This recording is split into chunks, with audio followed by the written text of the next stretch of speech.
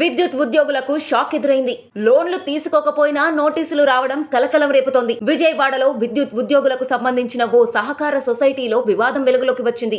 అసలు లోనే తీసుకోని ఉద్యోగులకు బకాయిలు చెల్లించాలంటూ నోటీసులు రావడం కలకలం రేపుతోంది. విద్యుత్ ఉద్యోగుల సహకార సంఘంలో సుమారు 85 మంది సభ్యులకు రుణ బకాయిలు సంబంధించిన నోటీసులు వచ్చినట్లు తెలుస్తోంది.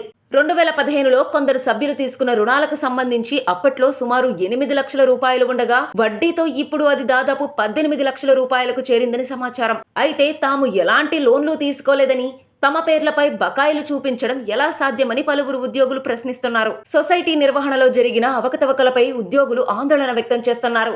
ఈ వ్యవహారంపై ఉద్యోగులు అత్యవసరంగా సమావేశమై తదుపరి కార్యాచరణపై నిర్ణయం తీసుకోనున్నారు. అసలు ఎవరూ లోన్లు తీసుకోకుండా లోన్లు తీసుకున్నట్లు ఎలా చూపించగలుగుతున్నారు?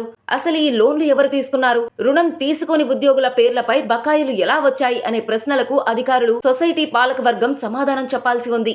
ఇప్పటి వరకు ప్రైవేటు ఉద్యోగుల అవసరాన్ని క్యాష్ చేసుకోవడానికి కొన్ని సొసైటీ సంఘాలు ముందుకు వచ్చి జెండా ఎత్తేయడం చూసాం. కానీ ప్రభుత్వ విద్యుత్ ఉద్యోగులను సైతం బురిడీ కొట్టించిన ఈ సొసైటీపై మీ అభిప్రాయం ఏంటో కామెంట్ చేయండి.